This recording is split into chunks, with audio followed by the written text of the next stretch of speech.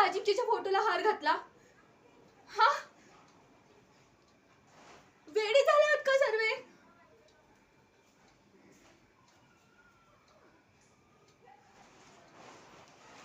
आई, अजिंक्य जिवंत आहेत.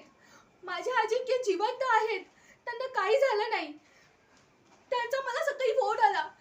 ते मला बोलले मी येणार आहे, मी आपल्या बाळासाठी येणार आहे, मी खूप खेळणी घेऊन येणार आहे. मला बोलले आई ते त्यांना काही झालं नाही. नका त्यांच्या फोटोला हार घालू, नका त्यांच्या फोटोला हार घालू, ते येणार आहेत.